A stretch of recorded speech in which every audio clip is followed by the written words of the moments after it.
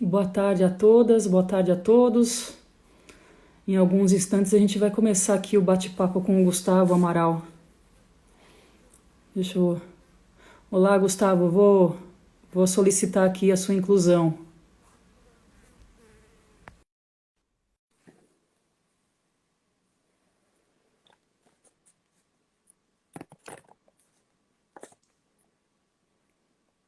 Ele tá fazendo a solicitação para você.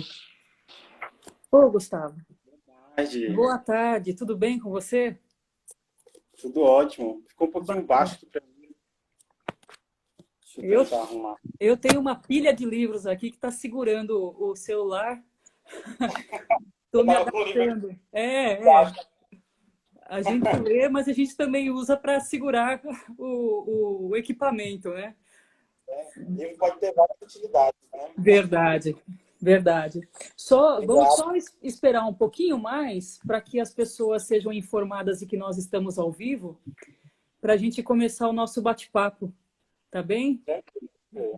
Eu quero já, de antemão, agradecer a sua disponibilidade em estar conosco hoje, né? O Observatório iniciou essa trajetória de fazer as lives com a linha de frente dos movimentos sociais, né? E você é uma dessas pessoas que hoje se destacam e estão na linha de frente, no caso do DCE, né, em frente à pandemia. Então, agradeço demais. Eu sei que você tem participado de uma série de atividades, isso é muito bacana, mas agradecer muito que você tenha aceitado também participar aqui conosco. Obrigado. Eu acho que nesse momento a gente tem que. A gente já tinha que ter, na verdade, há muito tempo ocupado essas redes. E eu acho que nesse momento de pandemia fica cada vez mais urgente, né? Os movimentos sociais ocuparem esses espaços. Então, parabéns para vocês também que estão usando de forma responsável esse meio. Obrigada.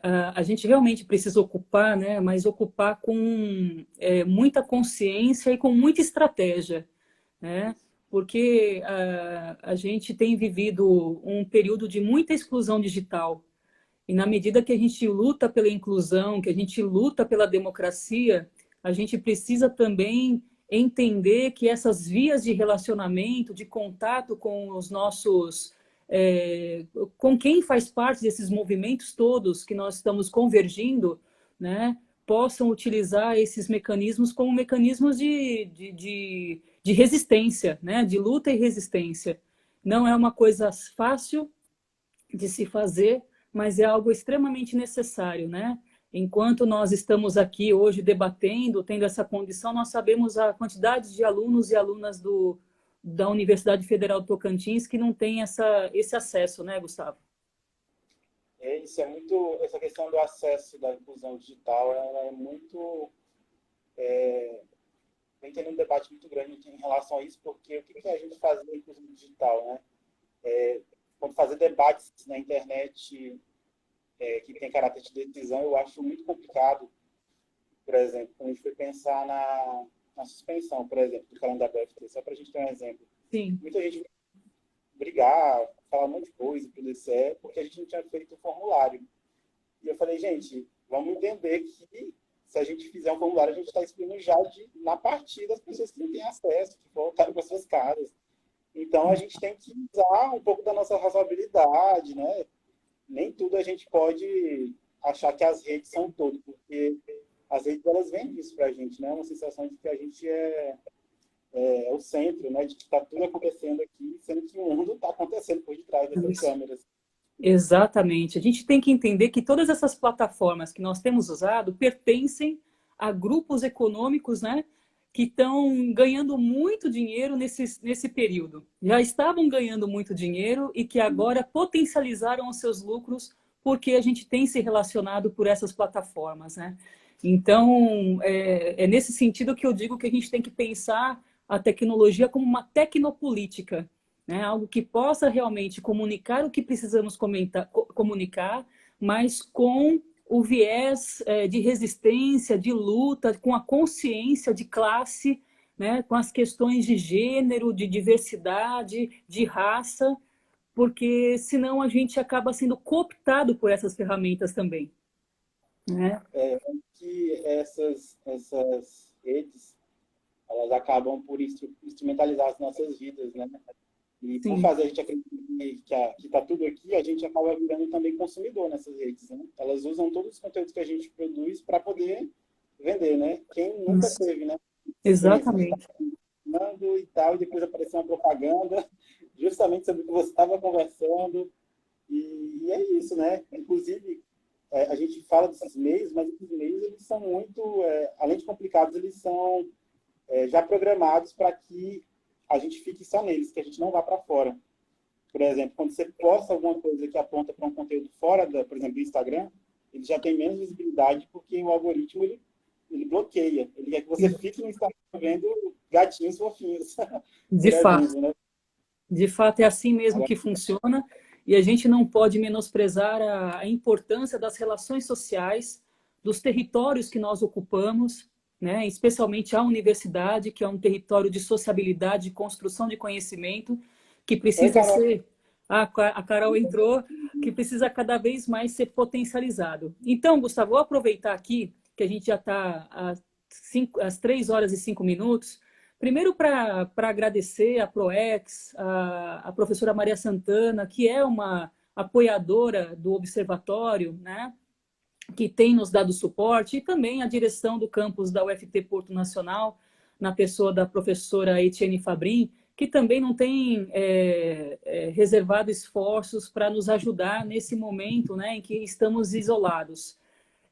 Então, eu quero deixar aqui registrado esse agradecimento e, de novo, agradecer você, já que algumas pessoas não tinham entrado na medida que eu tinha feito esse agradecimento, pela disponibilidade em conversar com o Observatório hoje, né? A importância da gente ter vocês da linha de frente, dos movimentos sociais, do movimento estudantil, nesse diálogo, né, para entender as redes e o papel, né, do diretório nesse momento difícil, diferente que nós estamos vivendo. Então, mais uma vez, Gustavo, muito obrigada. E eu aproveito para pedir para que você se apresente aí para o nosso público, embora a grande parte dele já conheça muito bem você. Obrigado, eu agradeço demais a oportunidade. Eu acho que é essencial a gente estar aqui hoje falando sobre movimentos sociais. Eu não sabia que tinha um observatório da UFT, fiquei sabendo por causa do Levi, porque ele já é envolvido já há algum tempo com o movimento social. E, assim, falar... Meu nome é Gustavo, né? Sou estudante de Direito aqui da UFT, no Campus Palmas. Não sou daqui, eu nasci em Piraquê e vim de Araguaína para cá, acho que tem mais ou menos uns 2 anos, né? Vim em 2018. Assim que eu entrei na UFT, eu já me interessei pelos movimentos sociais, porque eu já venho de um histórico, né? Eu trabalhei no sindicato, fui menor aprendiz no CECEP, que é um sindicato aqui em Tocantins, e já tinha me envolvido com causas sociais e é o meu cotidiano, porque também sou da classe trabalhadora e tal, e eu vi que tinha necessidade da gente participar dos espaços, né? E acho que é isso, né? Acho que muitos alunos também que vêm para o UFT com cotas de escola pública, com cota de negro, com cota de indígena, acaba trazendo a sua realidade do contexto da universidade e a necessidade de participar desses espaços. E o DCE foi uma...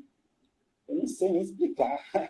Eu participava do CAD antes, né, Centro Acadêmico de Direito, que eu acho que é a melhor entidade que existe para se estar, porque é uma multiplicidade de discussões que acontecem ali, que eu acho que tinha que ser publicizado também. Uhum. Tem até um e-mail para a Carol, que está aqui, que é do programa de pesquisa e extensão e igualdade étnico-racial, que me ajudou muito, me acolheu quando eu cheguei. E o DCE foi um movimento, acho que foi totalmente orgânico, natural, dos alunos, né, que estavam sentindo, né, a necessidade de organização. Podia Uhum. ser, mas podia ser qualquer outra pessoa, né? Inclusive, foram vários quadros legais que apareceram. E eu acho que isso trouxe à tona de novo a necessidade da gente se organizar, porque você estava desativado, né, durante um período, e eu acho que veio num momento que era o momento crítico, né, que a gente estava sofrendo, dos cortes, etc. e tal. Acho que basicamente é isso. Sou estudante, sou Sim. pesquisador, também sou publicitário, faço umas coisinhas aí, e é isso. Bacana.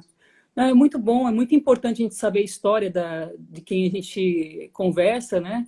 porque tudo isso revela muito dessa força de se conectar com os movimentos, de construir esse diálogo e essa resistência dentro da universidade, que é mais um dos espaços que você está agora, né? Então, acho sempre importante a gente dizer quem nós somos, da onde viemos, porque isso diz muita coisa mesmo sobre todos nós, né? Me diz uma coisa, Gustavo, antes de tudo isso, quais eram os desafios que o DCE havia colocado como prioritários na luta pela universidade pública de qualidade? Assim, a pandemia, ela veio, eu acho que como que eu posso explicar, né? Eu acho que é tipo aquele ditado da Lei de Murphy, né? Se tiver alguma coisa ruim para acontecer, vai acontecer. Então, a UFT ela já estava enfrentando uma série de coisas que é incomunicável, né? Se eu for tentar fazer uma retrospectiva da época que o DCE assumiu, da época do CAD, inclusive, né? A gente enfrentou primeiros cortes em 2019, depois, de novo, mais corte, 40%. E como eu recebo auxílio da UFT, como venho de uma família empobrecida, e demorei até para conseguir os auxílios aqui da UFT, e me solidarizava muito com o pessoal do meu contexto, né, do curso de Direito, que também tem uma origem parecida e precisava dos auxílios. A gente começou a luta, né, pela sobrevivência dentro da universidade, né, e a gente viu, por exemplo, os cortes no PNAE de 40%, a gente viu que tinha que fazer alguma coisa, né, e acho que o estopim foi esse. A UFT está sofrendo um processo de empobrecimento, de até mesmo, esqueci até a palavra, precarização total, assim, né? Então, depois, por último, que eu posso botar aqui para ficar mais, numa linha cronológica mais recente, foi a UFT estava sofrendo um processo também contra a sua democracia. A gente chegou em 1919, ou 1918, que atacava a democracia dentro das universidades, tirava a possibilidade de eleição dos diretores de campus e também meio que veladamente, mas na verdade na cara, tirava a nossa autonomia para decidir quem são os nossos reitores. E depois também o corte nas progressões dos professores, né? E isso interferiu assim, drasticamente. A gente estava à beira de uma greve, essa era a verdade. A UFT, e eu falo isso com muita clareza para os estudantes, né? Que às vezes se veem meio flutuando na realidade, né? E as coisas não estão bem na UFT. A gente tem um capital muito pequeno para investir, e esse governo veio de vez, desde Temer, mas agora com esse governo está acabando de vez com o investimento na universidade. Agora também teve os ataques às bolsas de pesquisa das áreas de humanas, e que vai atacar desde arquitetura, direito, sociologia, todas as áreas de pesquisa que a gente precisa, que já eram poucas, na verdade. E tudo isso são desafios que a gente estava enfrentando, que a gente estava tentando se organizar num meio mais prático, e ao longo do estado inteiro, né, que o DCE está representando os estudantes de 7 campos da UFT. Então, a gente tem a realidade de Araguaína, Gurupi, Tocantinópolis, Miracema, Porto Nacional, né, Arraias, aqui em Palmas, e são realidades muito diferentes, e a gente estava tentando se conectar com os movimentos já existentes e tentar também gerar uma certa unidade. Tanto quando o DCE surgiu, o nome da chapa era Unificar para Construir, porque a gente sentia a movimentação dos movimentos, né? Acho que os impactos do neoliberalismo, ou seja, dessa política econômica, que também é uma política ideológica, né? Sim. As pessoas ficassem meio atordoadas, né? E a gente pensava assim, não, a gente tem que dar uma pausa, respirar e olhar para os lados, ver o que está acontecendo, o que é prioridade. E eu acho que a assistência estudantil era a pauta principal que moveu e que mobilizou a maior parte dos estudantes, né? Foram 1.200 e pouquinhos votantes que se solidarizaram com as pautas, né? A gente fez um trabalho braçal, voluntário. O trabalho do DCE é um trabalho voluntário, é uma organização política que tem estudantes comuns, que têm seus cotidianos, suas jornadas de trabalho. São trabalhadores, na verdade, né? Estudantes trabalhadores que perceberam a sua condição de exploração, que perceberam as várias explorações, os vários tipos de ataque que a gente recebe, e tinha que se organizar de alguma forma. Mesmo que não fosse uma organização profissional, como os sindicatos, como os movimentos de juventude de partido, mas a gente entendia que a gente tinha que buscar um denominador comum ali para reunir a maior parte dos estudantes da UFT, para eles também se perceberem dessa condição. Então, acho que foi muito isso, né? Acho que foi por aí e está continuando, porque a gente tem uma dificuldade muito grande de se organizar fisicamente agora, durante acompanhar as discussões.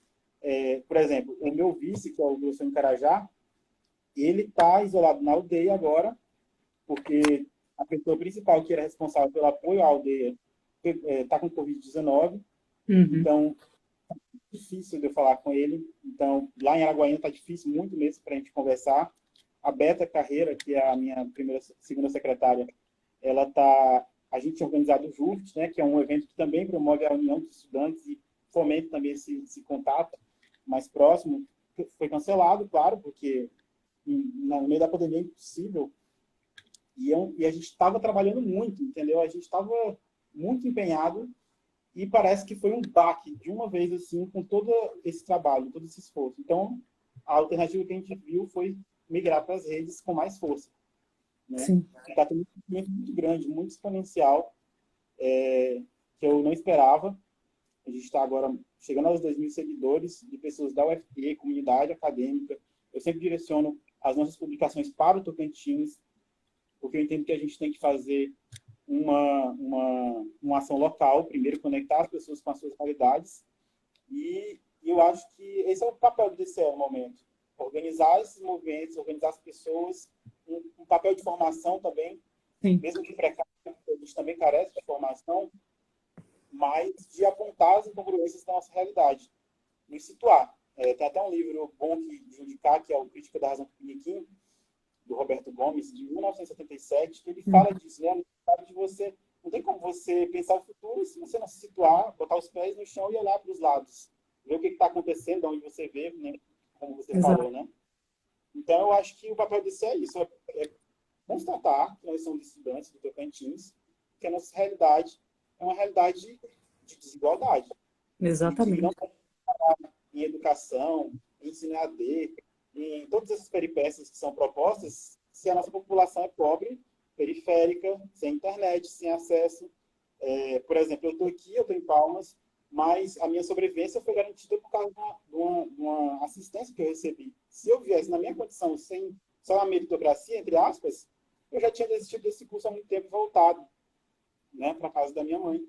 Então, a gente tem que ser cuidadoso e ser muito sincero com a nossa realidade, sincero com o que nós somos como brasileiros. Acho que esse momento da pandemia colocou para a gente esse momento da filosofia, de você parar para pensar sobre o que você é e onde você está situado.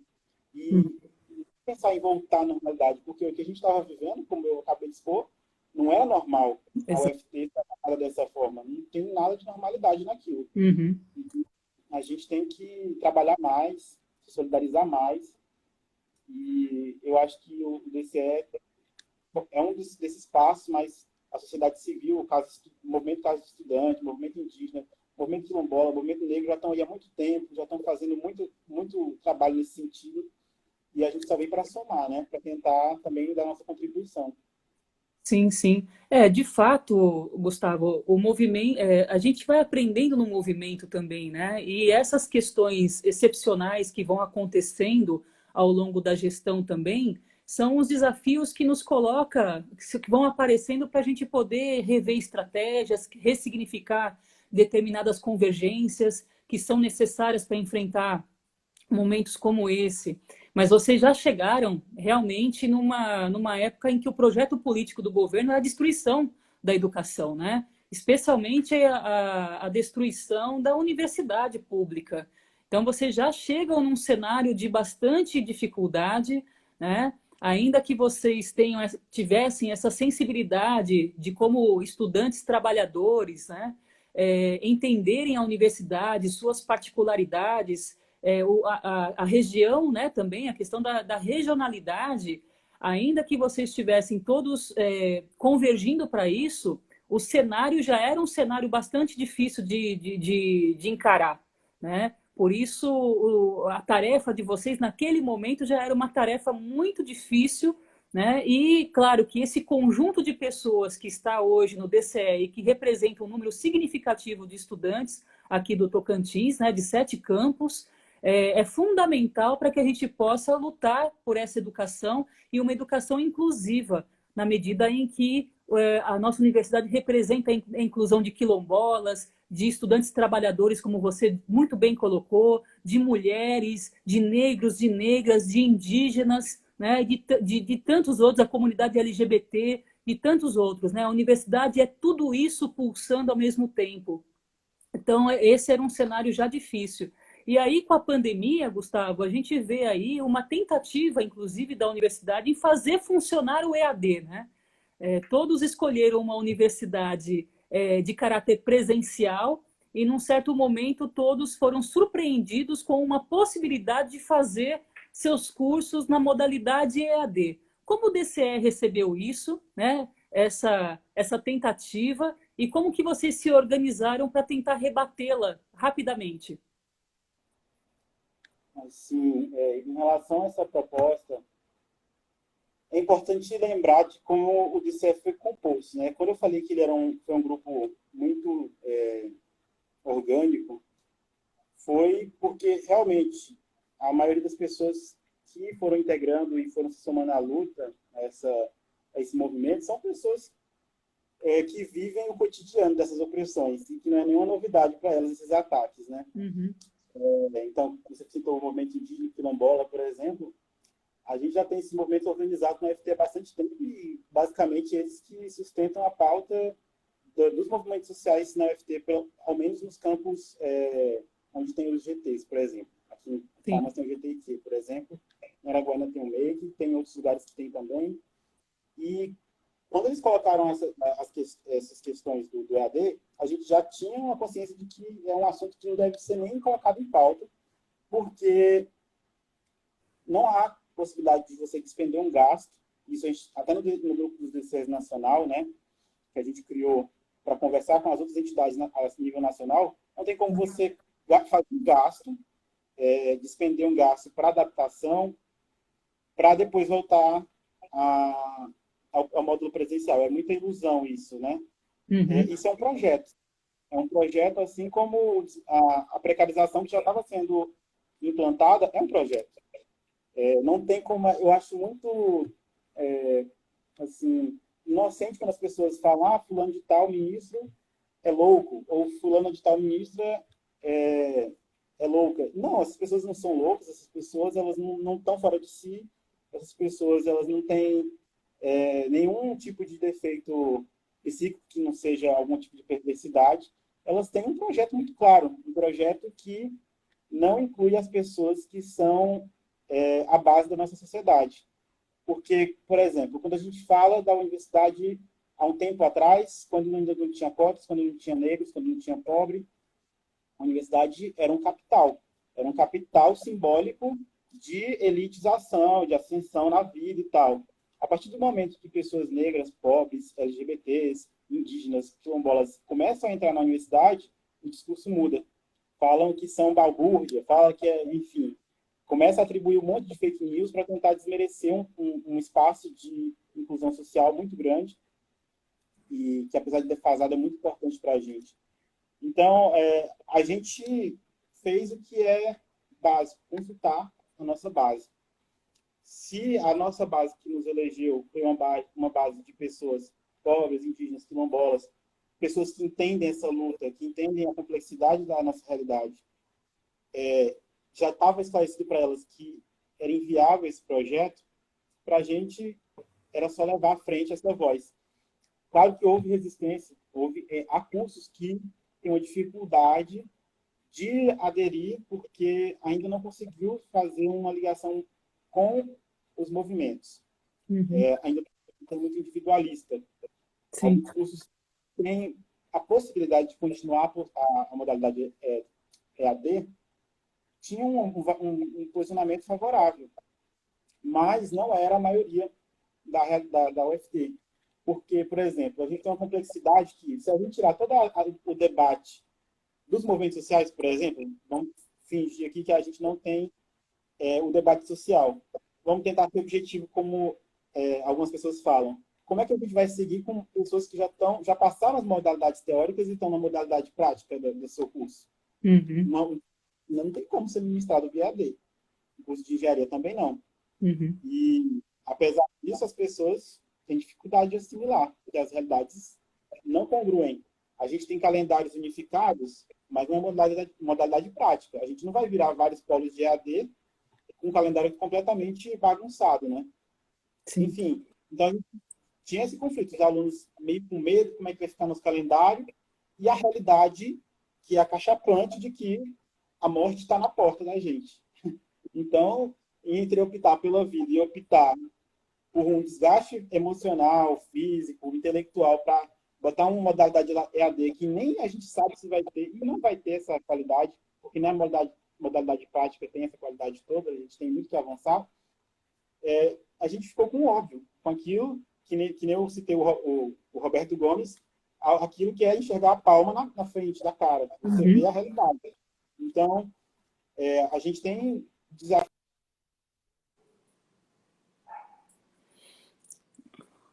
Deu E o uma FTO não travadinha. Doutor. Opa, voltou. A Uniteams e o IFTO não conseguiram suspender as aulas. E eu converso com os dois presidentes dos DCS de lá. E é muito difícil, porque, por exemplo, lá eles já têm, os estudantes têm um posicionamento diferente. Então, é difícil também você dialogar com a base nesse sentido quando tem um discurso girando que é hegemônico, que é o majoritário, que é, por exemplo, o ministro da Educação falando, vai, o Enem está chegando, como é que eles... estude do seu jeito, de diversas formas, né? E, enfim, essa não é a realidade nossa. E a gente está desconsiderando vários aspectos psicológicos, inclusive, porque tem muita gente com ansiedade, tem muita gente que não está lidando bem com essa realidade, porque não consegue abstrair que a gente está realmente num genocídio. São 12 mil pessoas que morreram nesse curto espaço de tempo, isso não é normal. E quem está lidando bem com isso, acho que ou está desligado da realidade, ou eu não sei o que está acontecendo, porque é impossível você estar bem com esse luto eterno. Pois é verdade. Você estava falando da questão do governo, né? Que algumas pessoas insistem em patologizar o governo, né? E como se eles fossem malucos. E, na verdade, é um projeto de direita, né, de destruição daquilo que se conquistou historicamente, dos direitos historicamente conquistados. Né? A gente precisa ter essa dimensão que é um projeto de destruição. E você também foi muito feliz quando apontou isso. Né? E, Gustavo, essas suas últimas colocações sobre a Uniteams e o IFTO são importantes para a gente entender quantos passos ainda o movimento estudantil no Tocantins precisa dar, né?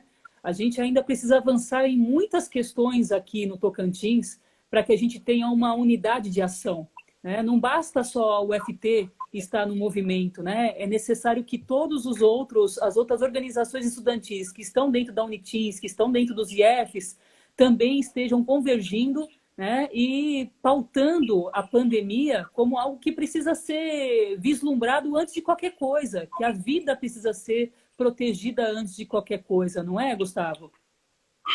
Só um minutinho, deixa eu pegar meu carregador, que o celular está descarregado. Tá bem, vai lá. Aproveitar que ele vai pegar lá o carregador e agradecer todos os membros do Observatório que estão aqui acompanhando a live, todas as outras pessoas que entraram aqui e que estão nos acompanhando nesse momento, né? A Raquel falando aí da questão do diretório, né? Uma questão aí para o Gustavo sobre como pensa a evasão do diretório. O diretório pensa a questão da evasão estudantil, né? Outras pessoas, a Milena, por exemplo, colocou ainda houve resistência de algumas pessoas até por desconhecimento da real intenção em se aplicar às aulas EAD, né? Concordo com você, Milena. Por isso a necessidade de a gente estar aqui discutindo e vislumbrando essas questões, né? Deixar cada vez mais evidente o real caráter da aplicação do EAD e do uso de determinadas plataformas, né? Então, bacana, muito obrigada pelo seu comentário. E a Raquel, mais uma vez, coloca aqui a vida, né, que precisa ser preservada. Então, eu só estava lendo os comentários, Gustavo, enquanto você pegava o carregador, e deixo aí para que você possa responder. Deixa eu ver se eu acho aqui o primeiro. Acho que eu perdi aqui, não está aparecendo. Deixa eu ver se eu acho. Eu acho que, de fato, assim, Gustavo, é mais a Raquel que traz a questão da evasão, né? Se existe... A evasão. Tem debatido, claro que a gente está num momento de excepcionalidade, mas o pós-pandemia vai ser muito, muito sensível para a gente também, né?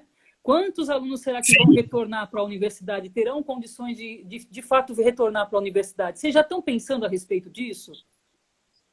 Já. Eu acho que foi uma das primeiras coisas que a gente pensou quando bateu a real de que isso ia demorar um tempo e que as pessoas não estavam lidando bem com isso.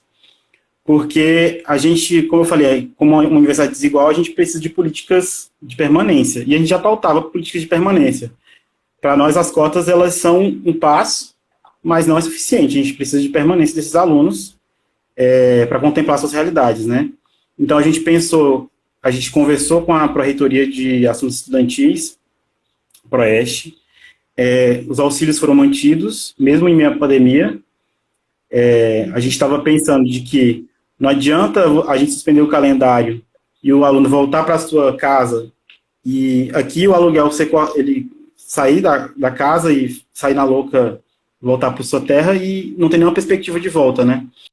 Então, os programas de pesquisa e extensão continuam, mas as bolsas e auxílios também continuam para que esses alunos tenham garantia de que o mínimo vai ser garantido para eles, né?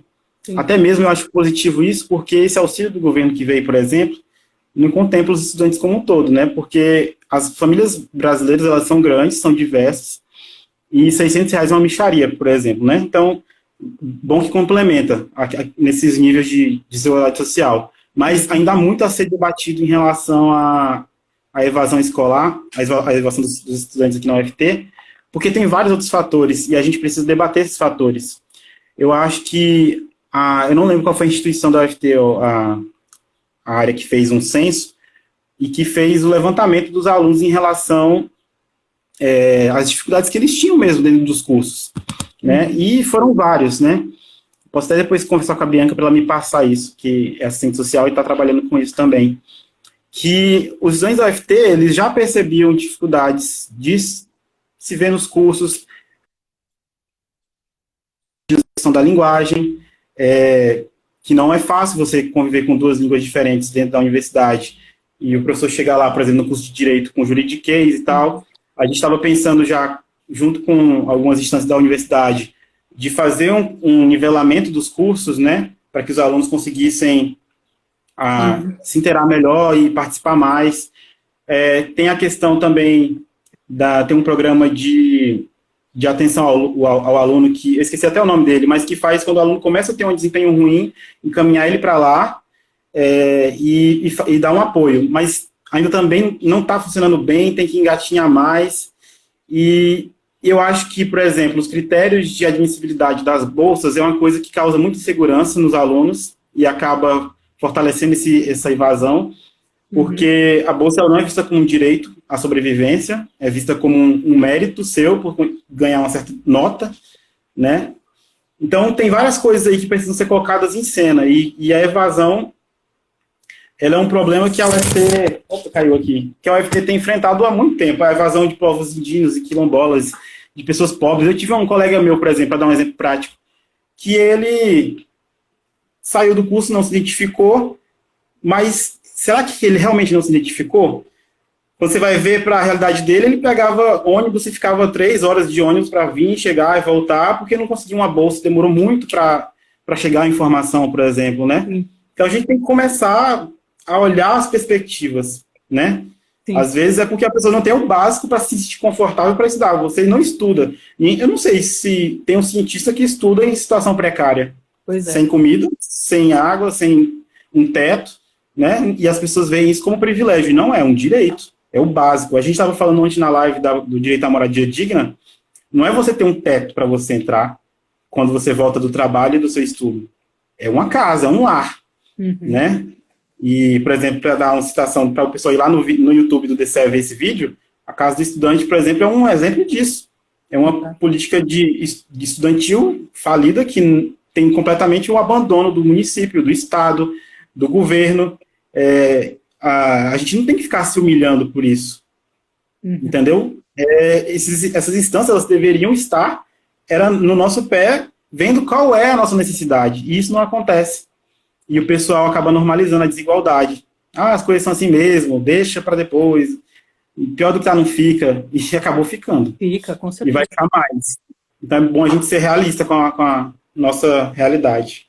Não, de fato, é isso mesmo. A gente precisa entender que estudar, né, dentro do verbo estudar, tem uma série de outras ações, né, que precisam estar em consonância para que a gente tenha condições de permanecer na universidade.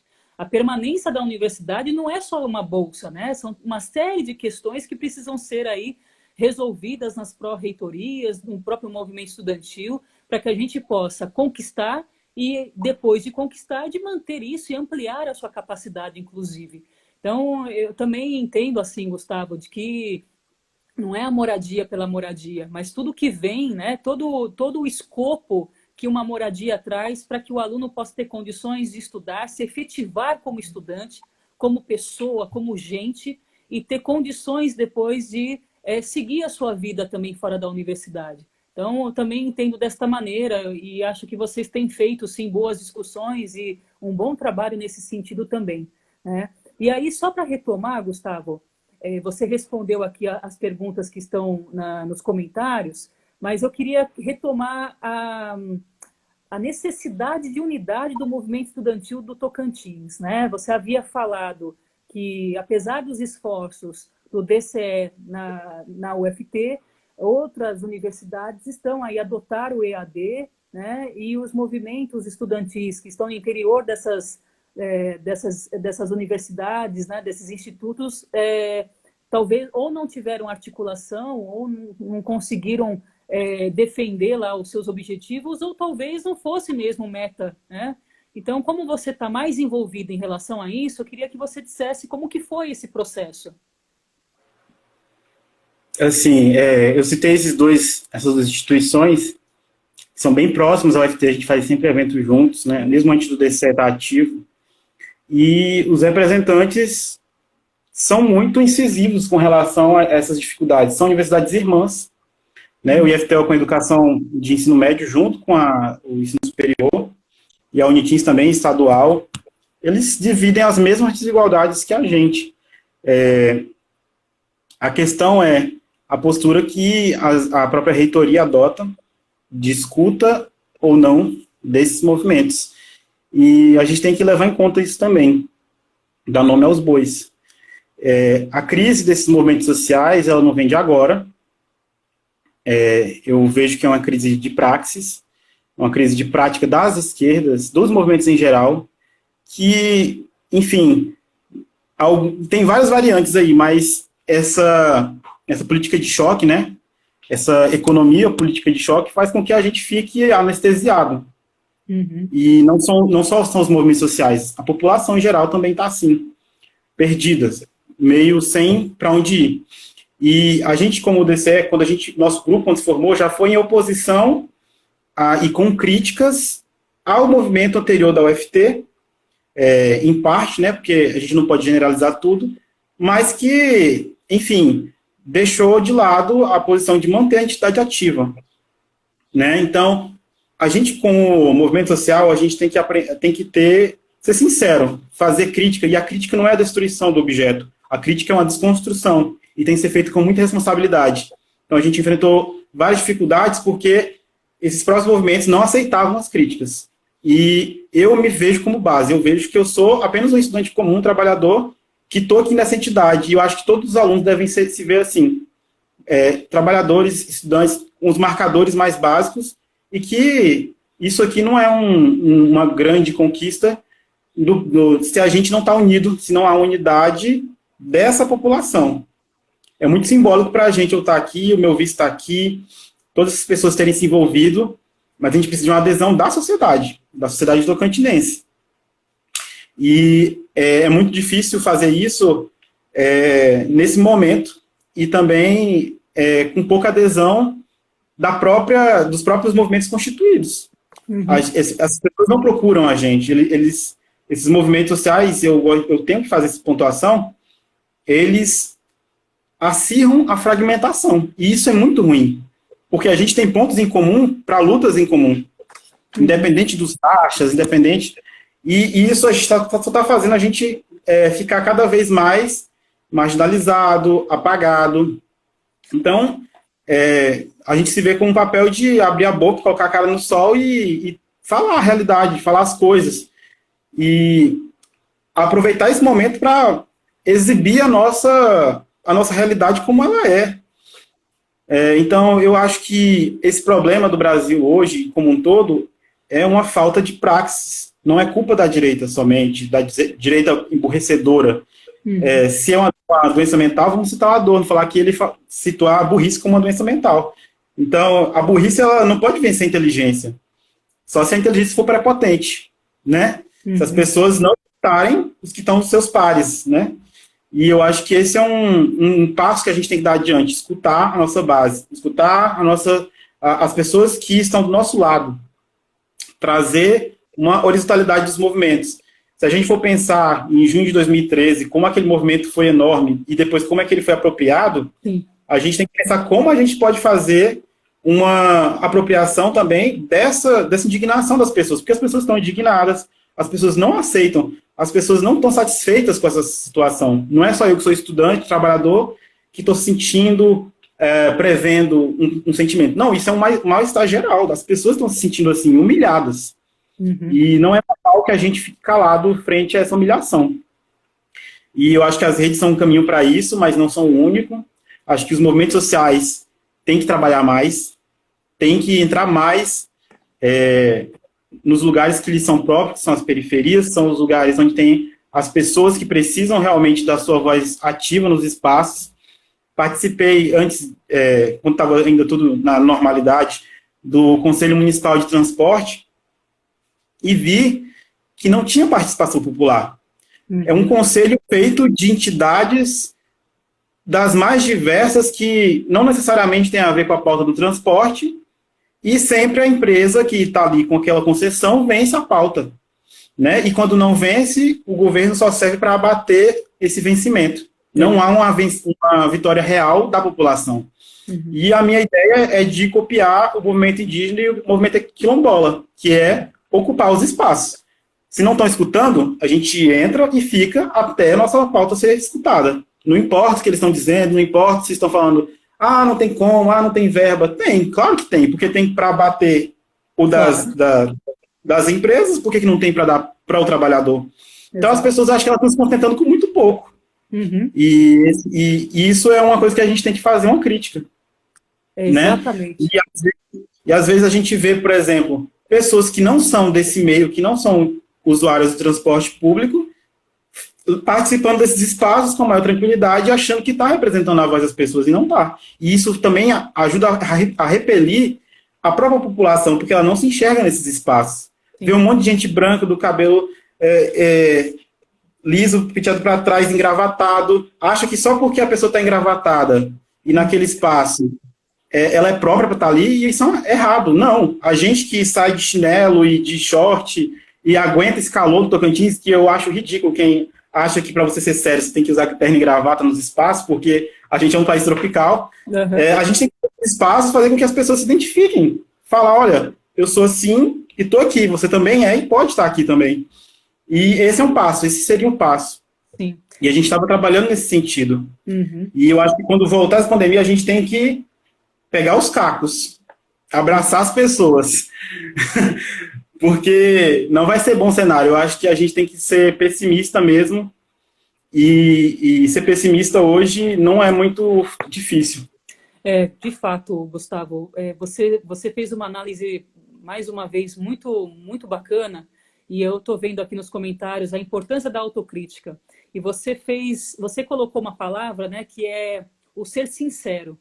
E a palavra sincera vem lá da Grécia, né, do teatro, quando só homens podiam exercer, né, a função de ator, e eles colocavam máscaras para poder interpretar personagens para além do universo masculino, né?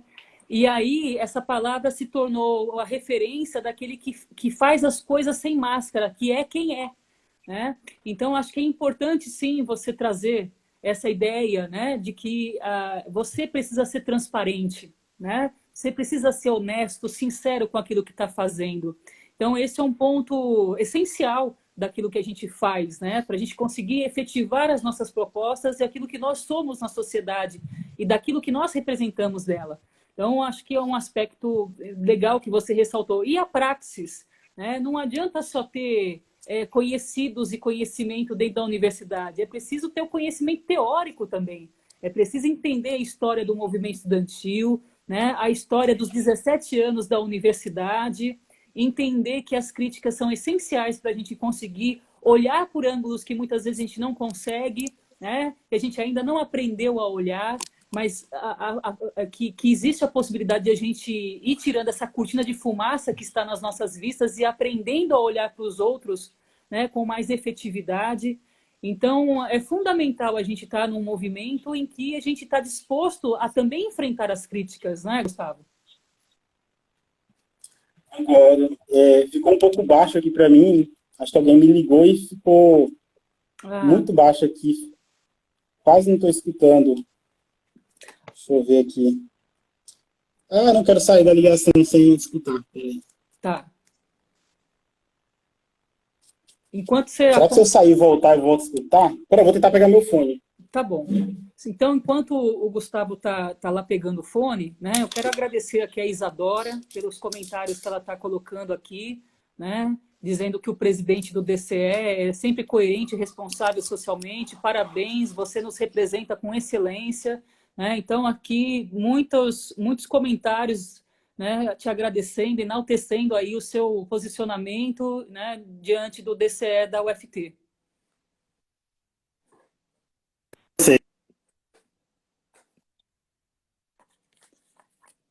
Agora sou eu que não estou te escutando, Gustavo.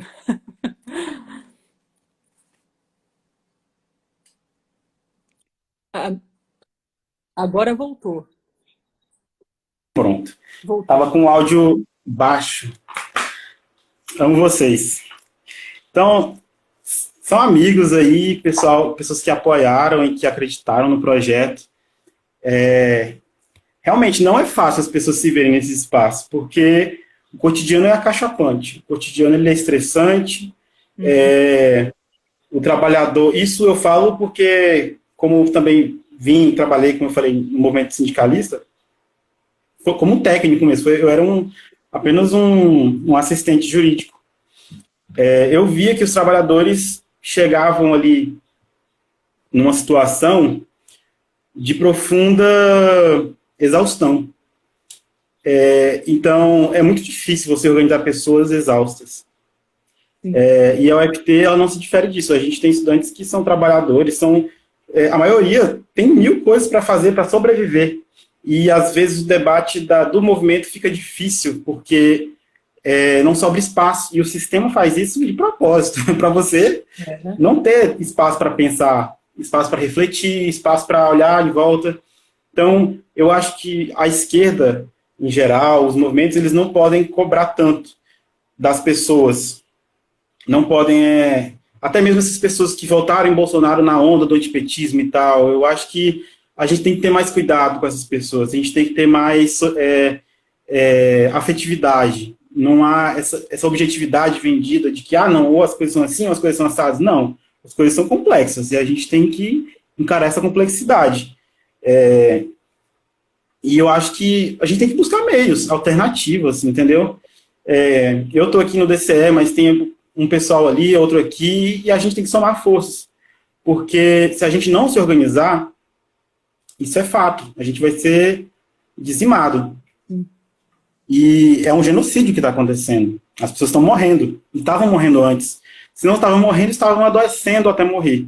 Posso lembrar até do suicídio de uma aluna que teve na UFT, porque a cobrança era tão grande, né? O sistema, tudo. A gente tem que ser solidário com isso. Essa pessoa ela não é nada mais do que um reflexo de nós mesmos. Qualquer um pode cair nisso. Qualquer um. E eu faço questão de falar até para meus amigos que são dos movimentos e que estão... ou que são trabalhadores e são da UFT e são preocupados, eu me solidarizo e falo, gente, tá tudo bem. Não tem como a gente, nesse momento, se cobrar tanto. A gente tem que encarar a nossa realidade, que é uma realidade difícil. E eu acho que somos vencedores por estar aqui hoje discutindo isso, dando voz a essas causas, porque não é fácil, né? Eu acho que a gente tem que fazer com que essas pessoas se organizem no meio da sua possibilidade, do jeito que elas conseguem, entendeu? Então, buscar alternativas. Não dá para a gente olhar o movimento social como a gente olhava há 20 anos atrás, há 30 anos atrás. Não, as coisas mudaram. Sindicato não é mais como era antes atrás, movimentos sociais não eram como era atrás. Tudo mudou, o mundo mudou. Sim. O capitalismo se especializou, então a gente também tem que correr contra o tempo. Sim.